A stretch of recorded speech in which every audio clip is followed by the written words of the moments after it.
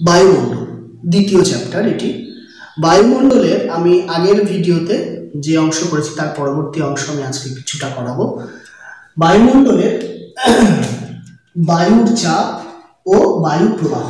আমি প্রথমে বায়ুর চাপ একটু ধারণা দিয়ে দেব। বায়ুর চাপ বলতে বোঝায় বায়ু ভূপৃষ্ঠের ওপরে প্রতি বর্গ সেন্টিমিটার এলাকায়, ধরা যাক 1 সেন্টিমিটার 1 সেন্টিমিটার 1 সেন্টিমিটার, এই এলাকায় এইটুকু পরিসরে যে বিশাল বায়ুর স্তর ভূপৃষ্ঠের ওপরে রয়েছে। আমরা জানি প্রায় 10,000 কিলোমিটার উচ্চতা পর্যন্ত বায়ু অস্তিত্ব আমরা লক্ষ্য করেছি, আগেই আমরা করেছি এটা। এই পরিমাণ এলাকার মধ্যে, প্রতি বর্গ সেন্টিমিটার এলাকার মধ্যে এই যে বিরাট বায়ুর স্তম্ভ দাঁড়িয়ে আছে, তা যে চাপ দেয় তাকেই বলে বায়ুর চাপ।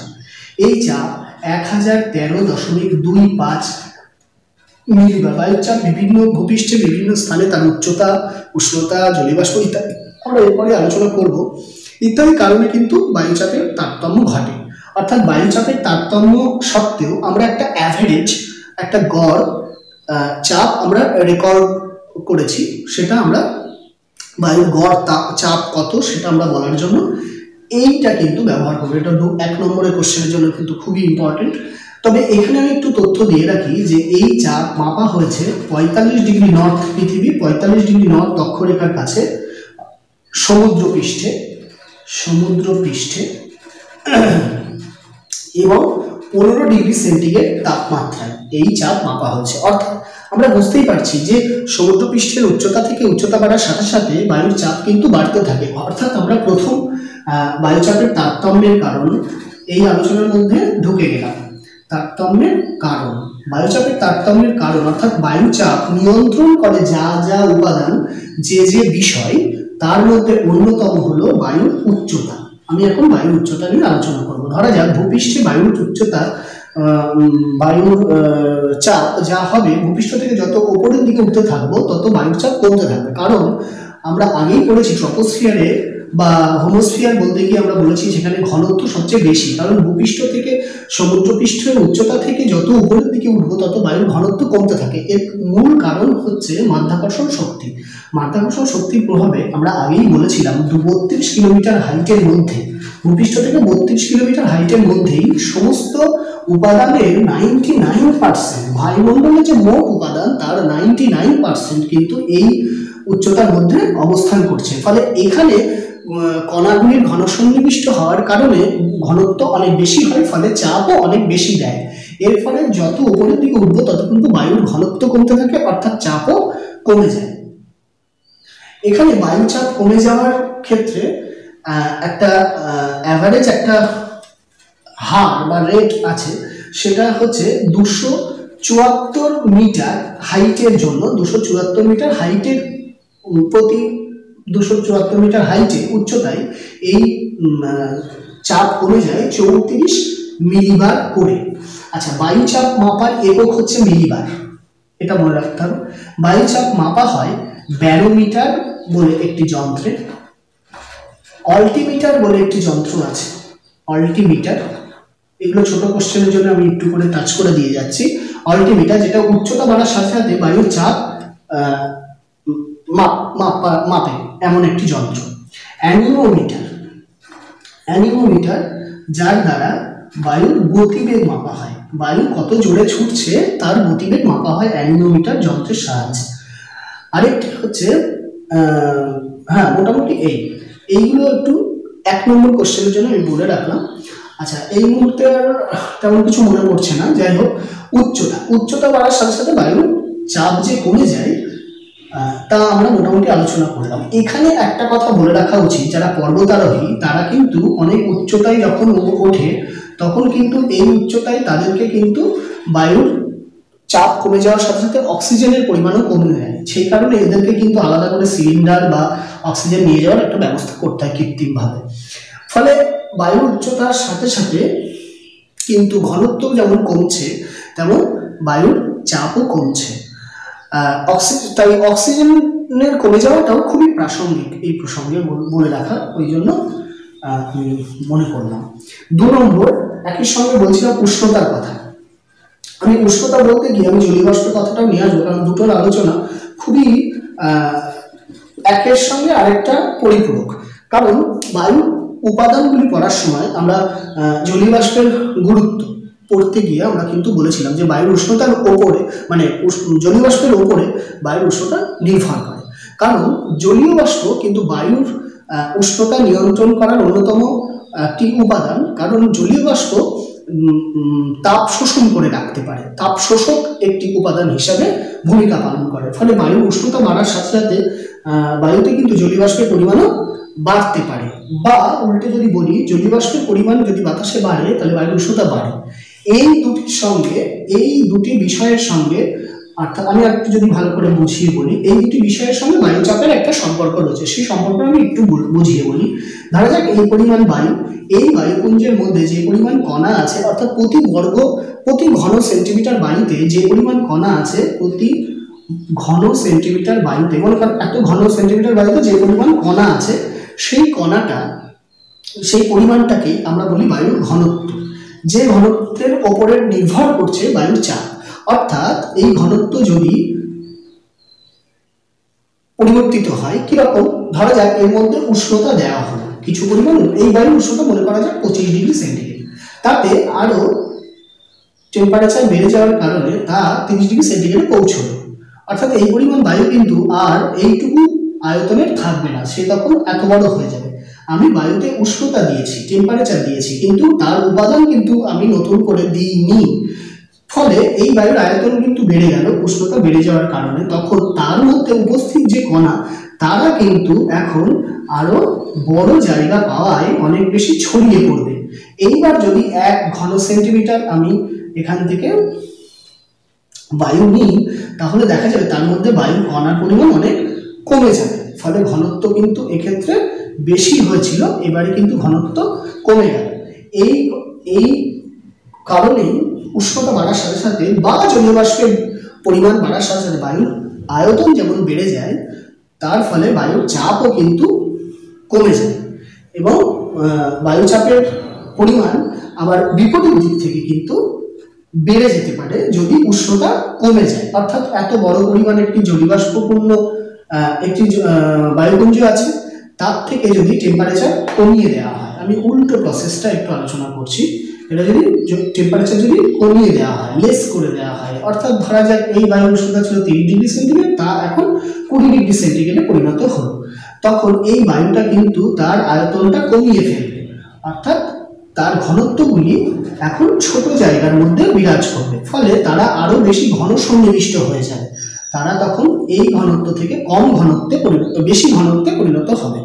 অর্থাৎ বায়ুর চাপের ওপরে উষ্ণতা এবং জলীয় বাষ্পের যে প্রভাব, তা দেখছি ব্যস্তানুপাতিক সম্পর্ক। অর্থাৎ জলীয় বাষ্প বা উষ্ণতা যদি বাড়ে তাহলে বায়ুর চাপ কমে যায়, আবার এরা যদি কমে তাহলে বায়ুর চাপ বেড়ে যায়। যাই হোক, এবারে আমরা বায়ুর উষ্ণতা, বায়ুর উচ্চতা এবং জলীয় বাষ্প এটা পড়লাম। এখন আরো দুটি আলোচনার বিষয়বস্তু রয়েছে, সেটা হচ্ছে যে বায়ুর পৃথিবীর আবর্তন।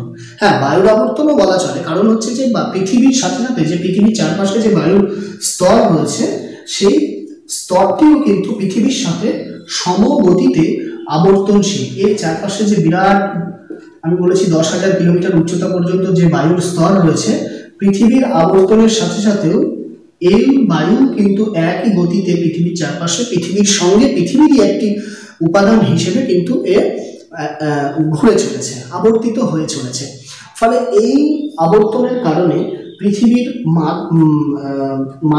মানে মধ্যভাগে 0 ডিগ্রি নিম্ন অক্ষাংশে এর কিছুটা বিক্ষিপ্ত হয়ে যাওয়ার একটা প্রবণতা লক্ষ্য করা যায়, যে কারণে নিরক্ষীয় অঞ্চলে একটি নিম্নচাপ সৃষ্টি হয়েছে। তার কিন্তু অন্যতম কারণ হচ্ছে এই আবর্তন বেগ।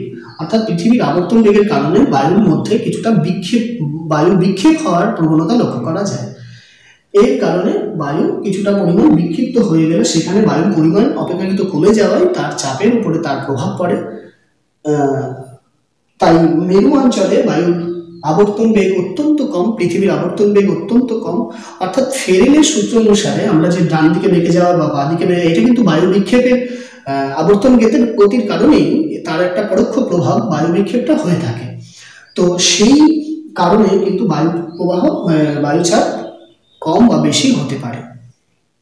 আমরা এরপরে চলে আসছি স্থলভাগ এবং জলভাগের বন্টনের তারতম্য অনুসারে, অর্থাৎ জলভাগ ও স্থলভাগ। আমি এইটা বলতে গিয়ে জলভাগ এবং স্থলভাগের বন্টনের উপরে বায়ুচাপ যে নির্ভর করে সেটা বলতে গিয়ে আমি একটি বিষয় আগে একটু বলে নিই। সমচাপ রেখা বা সমপ্রেশ রেখা।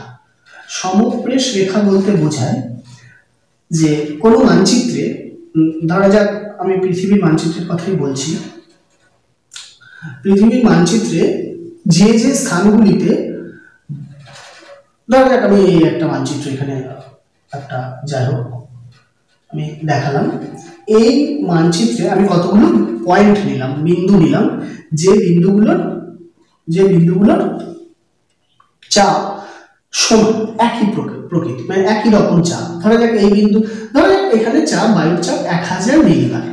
এখন এই 1000 মিলিবার বায়ুচাপ যুক্ত স্থানগুলোকে যে রেখা দ্বারা যুক্ত করলাম, সেই রেখাটাকে বলা হবে সমপ্রেশ রেখা। এই হচ্ছে সমপ্রেশ রেখার ধারণা। এখন সমপ্রেশ রেখা আমরা আবহ বিদ্যায় আলোচনা করে থাকি। আবহবিদরা সমপ্রেশ রেখা আঁকার মাধ্যমে কোনো মানচিত্রের উপর সমপ্রেশ রেখার বন্টন, বিস্তার এবং তাদের ঘনত্ব ইত্যাদি লক্ষ্য করে তারা কিন্তু আবহাওয়ার একটা পূর্বাভাস দিতে পারেন। তো সমচাপ রেখা বা সমপ্রেশ রেখা খুবই গুরুত্বপূর্ণ একটি বিষয়।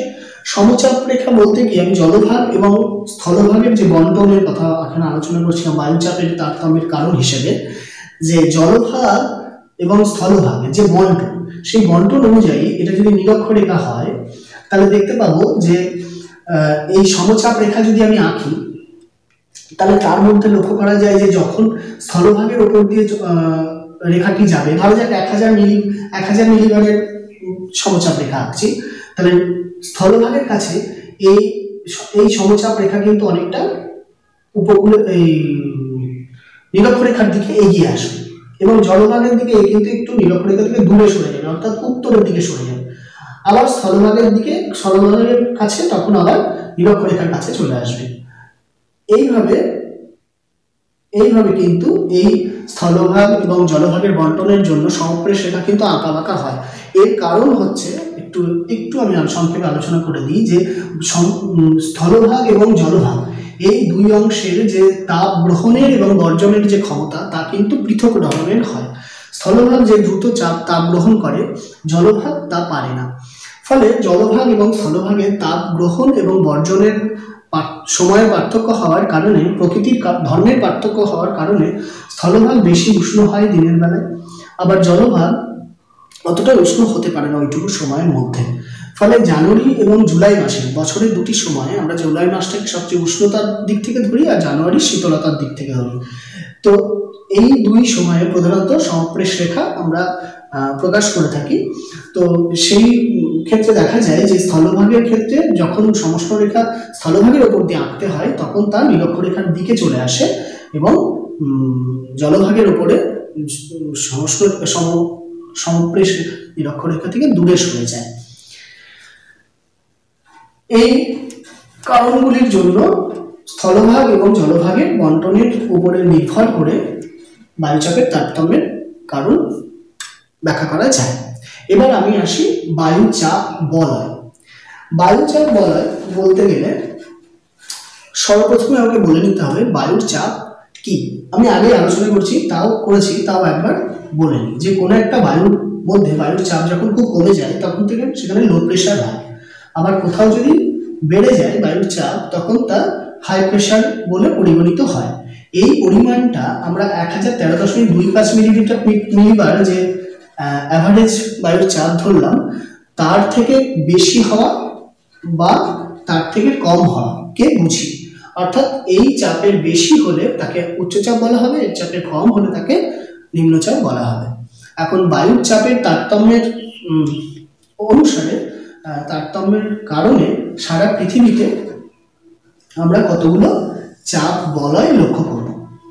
পৃথিবীর নিরক্ষরেখা, এই নিরক্ষরেখাকে ভিত্তি করে তার ঠিক দুপাশে 5 ডিগ্রি অক্ষাংশের মধ্যে 5 ডিগ্রি নর্থ 5 ডিগ্রি সাউথ, এই দুই অক্ষাংশের মধ্যে এখানে একটি গভীর নিম্নচাপ বলয় সৃষ্টি হচ্ছে। আমি নিম্নচাপ বলয়, আচ্ছা এখানে বলয় বলা হয় কেন সেটা আগে বলে নিই। বলয় হচ্ছে পৃথিবীকে বেষ্টন করে আছে এরকম, শুরু আমরা যেমন বেল্ট করি ঠিক তেমন পৃথিবীকে বেষ্টন করে আছে এরকম একটা সংকীর্ণ অঞ্চল, সংকীর্ণ একটা পরিসর পৃথিবীকে বেষ্টন করে রেখেছে। এই জন্য একে আমরা বলয় বলে থাকি। পরীক্ষায় কিন্তু এই ধরনের কোশ্চেনও করা হয়ে থাকে যে বায়ুচাপ বলয়কে বলয় বলে কেন। আমি এইখানে 3টে কারণ উল্লেখ করব। 1, এখানে সারা বছর লম্ব সৌরকিরণ পড়ে। লম্ব সৌরকিরণ সারা বছর পড়ার কারণে এখানে অত্যন্ত তাপ বেড়ে গিয়ে বায়ু এখানে গরম হয়ে উপরের দিকে উপরে উঠে যায়। আচ্ছা, উষ্ণতা বাড়লে কি হয় বায়ুর মধ্যে সেটা আমি আগেই আলোচনা করেছি যে কোনো একটা বায়ুতে টেম্পারেচার যদি দেওয়া হয় তাহলে তার আয়তন বেড়ে যায় এবং ঘনত্ব কমে যায়, ফলে সে চারপাশের বায়ুর তুলনায় হালকা হয়ে যায়, ফলে বায়ুর অন্যান্য বায়ুর তুলনায় ও হালকা বলে উপরের দিকে ভেসে ওঠে, ফলে এ কিন্তু ঊর্ধ্বাকাশে উঠে যাবে। ফলে এইখানে এই প্রক্রিয়া সারা বছর ধরে চলে, কারণ সারা বছর এখানে লম্বভাবে সৌরকিরণ পড়ে। আমরা জানি নিরক্ষীয় অঞ্চলে সূর্যতাপ সরাসরি প্রত্যক্ষভাবে লম্বভাবে পতিত হয়, ফলে এখানে বায়ু গরম হয়ে ওপরের দিকে উঠে যায়, তাই এখানে একটি নিম্নচাপ সৃষ্টি হয়েছে। দ্বিতীয়ত, জলীয় বাষ্পের পরিমাণ আমি একটু আগেই আলোচনা করেছি যে এখানে যদি কোনো বায়ুতে যদি জলীয় বাষ্প প্রয়োগ করা হয় তাহলে বায়ুর আয়তন বেড়ে যায়, হালকা হয়ে যায় এবং উপরে উঠে যায়, ফলে জলীয় বাষ্পপূর্ণ বায়ু সাধারণ বায়ুর তুলনায় অনেক বেশি হালকা হয়, তাই সে উপরে উঠে যায়, ভেসে ওঠে উপরের দিকে। ফলে জলীয় বাষ্প বেশি হওয়ার কারণে এখানে কিন্তু নিম্নচাপ হয়েছে। কিন্তু প্রশ্নটা হচ্ছে কেন এখানে জলীয় বাষ্প বেশি? এই প্রসঙ্গে আমি বলবো যে পৃথিবীর ম্যাপটা যদি আমি একটু আগে রেখেছিলাম, যদি আমি নিরক্ষীয় অঞ্চলটা দেখি লক্ষ্য করি তাহলে দেখবো পৃথিবীর ম্যাপে এখানে আফ্রিকার কিছুটা অংশ রয়েছে আর কিছুটা আমেরিকার অংশ রয়েছে।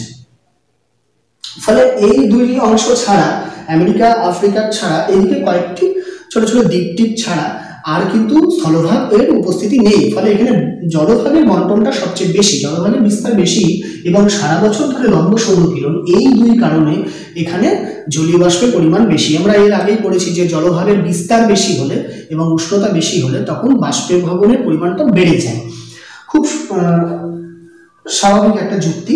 ফলে এখানে কিন্তু নিম্নচাপ আরো বেড়ে গেল দ্বিতীয় কারণে। তৃতীয় কারণ আমি একটু আগে আবার আরেকটা আলোচনা করেছিলাম, সেটা আবার উল্লেখ করবো যে আবর্তন বেগ। পৃথিবীর আবর্তনের বেগের সাথে সাথে বায়ুর মধ্যেও, বায়ু স্তরের মধ্যেও একটা আবর্তন বেগ পরিলক্ষিত হয়।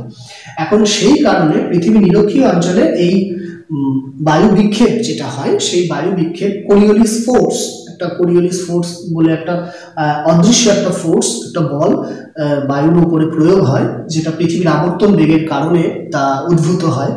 সেই বলের কারণে কিছুটা বায়ু এখানে কিন্তু বিক্ষিপ্ত হয়। এই ডিফ্লেক্টেড বায়ুর কারণে কিছুটা পরিমাণ বায়ু এখানে কিন্তু কমে যায়। আমরা একটা কারণে দেখলাম যে লম্বভাবে সৌরকিরণ, ফলে বায়ু হালকা হলে উপরে উঠে গেল, তাহলে বায়ুর পরিমাণ এখানে কমে গেল, ফলে নিম্নচাপ।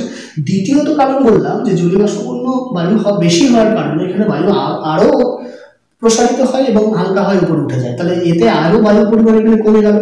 ফলে আমরা দেখতে পাচ্ছি এখানে বায়ুর পরিমাণ কিন্তু কমে যাচ্ছে বলে বায়ুর চাপ আরো নিম্নচাপে পরিণত হচ্ছে। এবং পাশাপাশি আরেকটি কারণ যেটা বললাম আবর্তন বেগ, এই আবর্তন পৃথিবীর আবর্তন বেগের কারণে সবচেয়ে বেশি হওয়ার কারণে এখানে কিছু পরিমাণ এমনিতেই বায়ু ওই দুই কারণে খুবই কম হয়ে গেছে, বায়ুর ঘনত্ব খুবই কমে গেছে, তার উপরে এখানে কিছুটা বায়ু আবার ছিটকেও গেল, ফলে এখানে বায়ুর উপস্থিতি আরো কমে গেল, ফলে আরো গভীর নিম্নচাপ। আমি 3 কারণে এখানে নিম্নচাপ বলয়কে ব্যাখ্যা করলাম। এখন এই 3টি প্রধান কারণের উপস্থিতির জন্য এখানে একটি নিম্নচাপ বলয় সৃষ্টি হয়েছে, যার নাম দেওয়া হয়েছে নিরক্ষীয় নিম্নচাপ বলয়। এর বিস্তার 5 ডিগ্রি নর্থ থেকে 5 ডিগ্রি সাউথ। এরপরে এখানে যে বায়ু গরম হয়ে উপরে উঠে গেল অর্থাৎ ঊর্ধ্বাকাশে, এটা প্রায় 9 থেকে 11 কিলোমিটার উচ্চতায় উঠে যাওয়ার পর এর ক্রমশ শীতল হতে থাকে। আমরা বলেছি যে ট্রপোস্ফিয়ারের উচ্চতা বাড়ার সাথে সাথে বায়ুর উষ্ণতা কমতে থাকে, 6.4 ডিগ্রি সেন্টিগ্রেড প্রতি কিলোমিটার এই হারে কমতে থাকে। ফলে এই বায়ু যখন উপরে ঊর্ধ্বাকাশে উঠে যায়, শীতল হয়, ভারী হয়, তখন এই দুই বায়ু আবার ঊর্ধ্বাকাশে দুপাশে ছিটকে যায়, দুপাশে ছিটকে গিয়ে এই অংশে নেমে আসে। ছবি আঁকাটা খুব ভালো করে ফলো করতে হবে। এই ছবি আঁকাটা যদি একটু বুঝে নেওয়া যায় তাহলে বায়ু প্রবাহটা পড়তে খুব সুবিধা হবে। কারণ এই ছবিটার উপরেই কিন্তু নির্ভর করছে এইখানকার সমস্ত সংজ্ঞাগুলি। আমি বলবো বায়ু প্রবাহের সংজ্ঞাগুলো একটাও বই থেকে পড়ে মুখস্থ করার কোনো দরকার নেই। এই ছবিটা যদি কেউ আঁকতে পারে তাহলে এই ছবিটা থেকেই, এই ছবিটার সাহায্য নিয়েই, মুখস্থ না করেও এটার সাহায্যে কিন্তু বায়ু প্রবাহের প্রত্যেকটি সংজ্ঞা, প্রত্যেকটা বায়ুর সংজ্ঞা কিন্তু বলে দেওয়া সম্ভব হবে। এবং পাশাপাশি তাদের যে কিছু বিশেষ বিশেষ বৈশিষ্ট্য সেগুলো ব্যাখ্যা করার ক্ষেত্রেও কিন্তু এই ছবিটা অত্যন্ত গুরুত্বপূর্ণ। সেখানে মুখস্থ করার কোনো দরকার হবে না যদি ছবিটা মাথায় ঢোকানো যায়। তো আমার আঁকাটা ফলো করলেই কিন্তু সেটা সহজে জেনে যাওয়া যাবে। নিরক্ষীয় নিম্নচাপ বলয়ে যে বায়ু গরম হয়ে উপরে উঠলো এবং তা ঊর্ধ্বাকাশে আবর্তন বেগের কারণে দুপাশে বিক্ষিপ্ত হয়ে গিয়ে এই দুই অংশে নেমে এলো। কারণ এই বায়ু উচ্চতা বাড়ার সাথে সাথে উষ্ণতা কমে গিয়ে তার ঘনত্ব বেড়ে যায়, ফলে সে ভারী হয়ে যায়। ভারী হয়ে গেলে উপরে আর ভেসে থাকতে পারে না, তখন সে নেমে এসেছে এই দুই জায়গায়, যেটা 25 degree north to 35 degree north. এ পাশে হবে 25 degree north to 35 degree north. আচ্ছা, এইটা 25 degree south to 35 degree south. এটা অনেকে ভুল করে ফেলে, এইটাকে 35 লিখে ফেলে। এটা কিন্তু একটু যদি যুক্তিটা বুঝে নেওয়া যায়, 0 ডিগ্রি থেকে আমাদের কাউন্ট চলছে, তাহলে 0 1 2 3 4 5 6 7 আর প্রথমে 25 আসবে, ঠিক তেমনি এদিকেও প্রথমে 25 আসবে। যাই হোক, এই দুই জায়গায় ওই যে ভারী বায়ু এখানে নেমে আসার কারণে এখানে কিন্তু উচ্চচাপ তৈরি হবে। আমি এইখানে আর নতুন করে ব্যাখ্যা করতে গেলাম না কেন উচ্চচাপ হচ্ছে। হ্যাঁ, যে এখানে নিম্নচাপ হচ্ছে কেন, বায়ু গরম হয়েছে, হালকা হচ্ছে, উপরে উঠে যাচ্ছে, ফলে বায়ু ঘনত্ব কমে যাচ্ছে। তেমনি এখানে ভারী বায়ু আসছে, অর্থাৎ যে বায়ু সংকুচিত হয়ে গেছে, যে বায়ু শীতল হয়েছে, সুতরাং এখানে উচ্চচাপ হবে। উচ্চচাপ বলয় তৈরি হলো, এখানেও একটি উচ্চচাপ বলয় তৈরি হবে। তাহলে একই যুক্তিতে, যেহেতু এই বায়ু হালকা উপরে উঠে গিয়ে গরম বায়ু উপরে উঠে গিয়ে ভারী হলো, শীতল হলো, সংকুচিত হলো এবং এইখানে নেমে এলো, ফলে এখানে দুই ভারী বায়ু নেমে আসার কারণে উচ্চচাপ তৈরি হলো। এই দুই উচ্চচাপের নাম দেওয়া হয়েছে কর্কটীয় উচ্চচাপ। এখন তাকে আমরা আরেকটু ডেফিনিট করে বলতে পারি, এটা হচ্ছে ক্রান্তীয় উচ্চচাপ। ক্রান্তীয় উচ্চচাপের আরেকটু ডেফিনিট করে নামটা বলতে গেলে কর্কটীয় উচ্চচাপ, এটা হচ্ছে মকরীয় উচ্চচাপ। এই দুই উচ্চচাপকে আমরা ক্রান্তীয় উচ্চচাপ বলয় বলে থাকি। তাহলে এই দুই বায়ু চাপ বলয় সৃষ্টির কারণ কিন্তু আমি বললাম যে প্রত্যক্ষভাবে নিরক্ষীয় নিম্নচাপ বলয়ের সৃষ্টি এই দুই উচ্চচাপ বলয় সৃষ্টির কারণ। এখানে কিন্তু একটা কোশ্চেন আসে, খুব ইম্পর্টেন্ট একটা কোশ্চেন, যে নিরক্ষীয় নিম্নচাপ বলয় এর সাথে ক্রান্তীয় উচ্চচাপ বলয় সৃষ্টির সম্পর্ক কি। তাহলে কি সম্পর্ক বলবো, যে নিরক্ষীয় নিম্নচাপ বলয়ের যে হালকা উষ্ণ বায়ু উপরে উঠে যায়, তা ভারী হয়ে এই দুই স্থানে শীতল হয়ে নেমে আসে, ফলে নিরক্ষীয় নিম্নচাপ বলয়ের ঊর্ধ্বগামী উষ্ণ বায়ু এই দুই ক্রান্তীয় উচ্চচাপ বলয় সৃষ্টির কারণ। তাহলে আমরা 1 2 3 নম্বর তিনটে চাপ বলয় পৃথিবীর বুকে পড়লাম। একদম উত্তরে 90 ডিগ্রি নর্থ 80 ডিগ্রি নর্থ, একদম দক্ষিণে 90 ডিগ্রি সাউথ 80 ডিগ্রি সাউথ।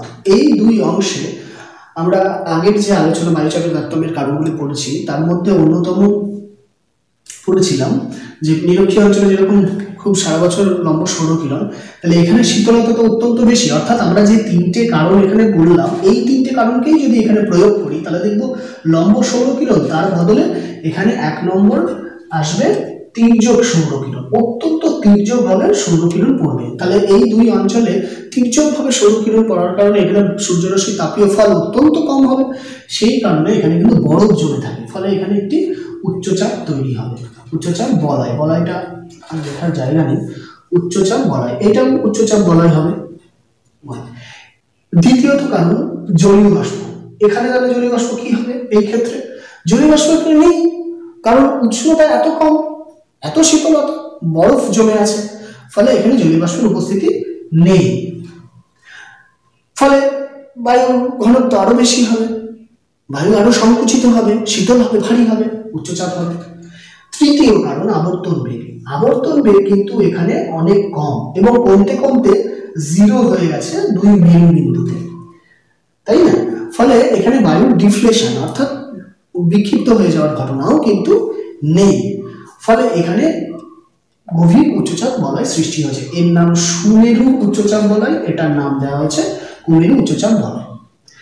এরপরে ঠিক ক্রান্তীয় উচ্চচাপ বলয় অর্থাৎ কর্কটীয় উচ্চচাপ বলয় এবং সুমেরু উচ্চচাপ বলয় এর মাঝখানে আরেকটি বলয় তৈরি হয়েছে, তা নিম্নচাপ বলয়। কেন নিম্নচাপ বলয়, কারণটা একটু আলোচনা করে নিন। আচ্ছা, এখানেও একটি নিম্নচাপ বলয় সৃষ্টি হবে, নিম্নচাপ বলয়। এই দুই নিম্নচাপ বলয় সৃষ্টির কারণ হিসেবে আমরা প্রথমেই বলি যে এইখানে একটি প্রধান কারণ যেটা, সেটা হচ্ছে যে এইখানে সুমেরু অঞ্চলের অত্যন্ত শীতল ভারী উচ্চচাপ অংশ থেকে একটি মেরু বায়ু এইদিকে প্রবাহিত হয়। এই মেরু বায়ু অত্যন্ত শীতল হয়, ভারী হয়, ঘনত্ব খুব বেশি থাকে। এখান থেকেও এখানে এই বায়ু আসে, একে মেরু বায়ু বলে। আর এই অঞ্চল থেকে অপেক্ষাকৃত গরম বায়ু আসে, যা অপেক্ষাকৃত উষ্ণ এবং জলীয়বাষ্পপূর্ণ। ফলে এইখানে জলীয়বাষ্পহীন শুষ্ক বায়ু আর এইদিকে অনেকটা আর্দ্র বায়ু, এই দুই বায়ুর এখানে মিলন ঘটে, সংঘর্ষ ঘটে। ফলে এখানে একটা ফ্রন্ট তৈরি হয়, ফ্রন্ট মানে বায়ু সীমান্ত। ফলে এখানে কিছুটা ঘূর্ণবাদ তৈরি হয় এবং বায়ু দুই ধরনের বায়ু, দুই রকমের শুষ্ক বায়ুপুঞ্জ এবং আর্দ্র বায়ুপুঞ্জের মিলনের কারণে দুই ভিন্নধর্মী বায়ু মিলনের কারণে এখানে একটি নিম্নচাপ তৈরি হয়। একে বলা হয়, আমরা নাতিশীতোষ্ণ ঘূর্ণবাদ পড়ার সময় এটা আরেকটু ডিটেলসে জানতে পারবো। এখানে এই দুই ভিন্নধর্মী বায়ুপুঞ্জ যদি মিলিত হয় তাহলে সেখানে নিম্নচাপ তৈরি হয়। এই কারণে এখানে একটি নিম্নচাপ তৈরি হয়েছে, এখানেও তাই নিম্নচাপ তৈরি হয়েছে। এই দুই নিম্নচাপ সৃষ্টির আরেকটি কারণ, সেটি হচ্ছে যে এই দুই অঞ্চলে আমরা আগেই বলছিলাম কোনো একটা স্থানে বায়ু রয়েছে, কোথাও যদি উচ্চচাপ তৈরি হয় তাহলে পাশাপাশি অন্যান্য অঞ্চলগুলো অপেক্ষাকৃত তার তুলনায় মানে কম্পারেটিভলি সেখানে নিশ্চয়ই অপেক্ষাকৃত কম চাপ থাকবে, ফলে সেগুলো কিন্তু সব নিম্নচাপ হবে। আবার উল্টো করে কোনো একটা জায়গায় যদি লো প্রেশার হয়, অন্যগুলো কিন্তু অন্য চারপাশে কিন্তু তাদের নিশ্চয়ই হাই প্রেশার বিরাজ করছে, অর্থাৎ তুলনামূলক একটা বায়ুমণ্ডলের মধ্যে এই ঘটনা ঘটে। অর্থাৎ চাপ যদি কোনো কারণে এখানে নিম্নচাপ হয় তাহলে তার দুপাশে যদি উচ্চচাপ হয় তাহলে এখানে অপেক্ষাকৃত নিম্নচাপ হবে, এটাই স্বাভাবিক। এছাড়া তৃতীয়ত আরেকটি কারণ যে এখানে বায়ুর গতিবেগ, পৃথিবীর গতিবেগ যেমন খুব কমে যায় দুই মেরুতে, তেমনি নিরক্ষরেখায় বেশি। তাহলে এর তুলনায়, এই অঞ্চলের তুলনায় কিছুটা এখানে আবর্তন বেগ বেশি, ফলে এখানে বায়ুর ডিফ্লেশনটা এর তুলনায় বিক্ষিপ্ত হয়ে যাওয়ার ঘটনাটা এই অঞ্চলের তুলনায় একটু বেশি। মোটামুটি এই তিন কারণে এখানে একটি নিম্নচাপ বলয় সৃষ্টি হয়েছে। এইটার নাম দেওয়া হয়েছে সুমেরু, আমি সংক্ষেপে লিখছি, বৃত্ত প্রদেশীয় নিম্নচাপ বলয়। এটার নাম কুমেরু বৃত্ত প্রদেশীয় নিম্নচাপ বলয়। এই চাপ বলয়গুলি সৃষ্টির পিছনে যে কারণগুলি বললাম, অর্থাৎ নিরক্ষীয় নিম্নচাপ বলয়, কর্কটীয় ও মকরীয় উচ্চচাপ বলয়, 4 নম্বর সুমেরু বৃত্তপ্রদেশীয় নিম্নচাপ বলয় এবং 5 নম্বর কুমেরু বৃত্তপ্রদেশীয় নিম্নচাপ বলয়, সুমেরু উচ্চচাপ বলয়, কুমেরু উচ্চচাপ বলয়। এই 7টি চাপ বলয় পৃথিবীকে বেষ্টন করে বলয় আকারে অবস্থান করছে এবং এই চাপ বলয়গুলি সৃষ্টির পিছনে যে কারণগুলি, লম্ব সৌরকিরণ, জলীয় বাষ্পের উপস্থিতি, আবর্তন বেগ এবং জলীয় বাষ্পের উপস্থিতির ক্ষেত্রে আমি বলেছি জলভাগ স্থলভাগের বন্টন, তির্যক রশ্মি, লম্ব রশ্মি ইত্যাদি যা যা কারণ এখানে আমি আলোচনা করলাম, বা পৃথিবীর আবর্তন বেগ ইত্যাদি সমস্ত কারণগুলি কিন্তু এখানে স্থির। তাই এই চাপ বলয়গুলির অস্তিত্ব স্থায়ী এবং স্থির। ফলে চাপ বলয়গুলির পরিমাণ, মানে কোথায় কত পরিমাণ চাপ তৈরি হয়েছে এবং তা উচ্চচাপ না নিম্নচাপ, এবং তাদের অবস্থান মোটামুটি স্থির। মোটামুটি স্থির কেন বললাম, কারণ আচ্ছা যাই হোক, আমি যেটা বললাম সেটা আরেকবার রিপিট করি যে এই চাপ বলয়গুলি সৃষ্টির পিছনে যে কারণগুলি রয়েছে সেই কারণগুলি হচ্ছে অবিনশ্বর, শাশ্বত। ফলে চাপ বলয়গুলির অস্তিত্ব শাশ্বত। স্থায়ী, তাই এদেরকে স্থায়ী চাপ বলয় বলে। পরীক্ষায় কিন্তু এটা দিয়েও কোশ্চেন হতে পারে। স্থায়ী চাপ বলয়গুলি মোটামুটি স্থায়ী। এই মোটামুটি কথাটা বললাম কেন, কারণ এখানে আরেকটি প্রসঙ্গ এসে যায় যে চাপ বলয়গুলির স্থায়ী কি না। হ্যাঁ, তাদের অস্তিত্ব মোটামুটি স্থায়ী বা স্থির, কিন্তু যেহেতু পৃথিবী তার কক্ষপথের উপরে 66.5 কোণে হেলে অবস্থান করছে, এই কারণে আমরা ক্লাস 9-এই পড়েছি যে সূর্যরশ্মি নিরক্ষরেখা থেকে কর্কটক্রান্তি রেখা এবং মকরক্রান্তি রেখা এর মধ্যে লম্বভাবে পড়ে বিভিন্ন সময়, সারা বছরে বিভিন্ন সময়, অর্থাৎ 23শে সেপ্টেম্বর এবং 21শে মার্চ এই দুটো দিন নিরক্ষরেখা লম্বভাবে কিরণ দেয়, এবং 21শে জুন কর্কটক্রান্তি রেখায় এবং 22শে ডিসেম্বর হচ্ছে মকরক্রান্তি রেখায় এর মধ্যে লম্বভাবে কিরণ দেয়। এর মধ্যে অর্থাৎ কর্কটক্রান্তি থেকে মকরক্রান্তি পর্যন্ত, অর্থাৎ 21শে জুন থেকে 22শে ডিসেম্বর এবং 22শে ডিসেম্বর থেকে 21শে জুন, এটাকে আমরা সূর্যের উত্তরায়ণ বলি এবং দক্ষিণায়ন বলি। এই যে উত্তরায়ণ এবং দক্ষিণায়ন ঘটে, যেটা পৃথিবীর হেলে অবস্থান করে, একই দিকে হেলে অবস্থান করার কারণে ঘটে থাকে, সেই কারণটির কারণে অর্থাৎ সূর্যের উত্তরায়ণ এবং দক্ষিণায়ন, সূর্যের যে আপাত বার্ষিক গতি আমরা লক্ষ্য করি, উত্তরায়ণ এবং দক্ষিণায়ন ক্রমশ উত্তরের দিকে অর্থাৎ কর্কটক্রান্তি রেখার দিকে সরে যাওয়া এবং বাকি 6 মাস দক্ষিণের দিকে 21শে জুন থেকে 22শে ডিসেম্বর এই 6 মাস ক্রমশ দক্ষিণের দিকে সূর্য সরে সরে যেতে থাকে, একে বলা হয় দক্ষিণায়ন। এই উত্তরায়ণ এবং দক্ষিণায়ন এই দুই কারণে সূর্যরশ্মির অবস্থান যেহেতু একটুখানি এই অঞ্চলের মধ্যে আসা যাওয়া করে, সেই কারণে যখন উত্তরায়ণ ঘটে তখন কিন্তু চাপ বলয়গুলির প্রভাব, মানে তাপীয় প্রভাবটাও একটু উত্তরের দিকে সরে যায়, ফলে চাপ বলয়গুলো প্রত্যেকে কিন্তু একটু একটু করে উত্তরে সরে যায়, 5 থেকে 10 ডিগ্রি উত্তরে সরে যায়, যেটা এখানে অবস্থান থাকার কথা সেখানে কিন্তু এখানে অবস্থিত হয়ে যায়, ফলে একটু একটু করে উত্তরে সরে যায়। আবার যখন দক্ষিণায়ন সূর্যের ঘটে, অর্থাৎ সূর্য মকরক্রান্তি রেখায় লম্বভাবে কিরণ দেয়, তখন কিন্তু চাপ বলয়গুলো একটু একটু করে দক্ষিণের দিকে সরে যেতে থাকে।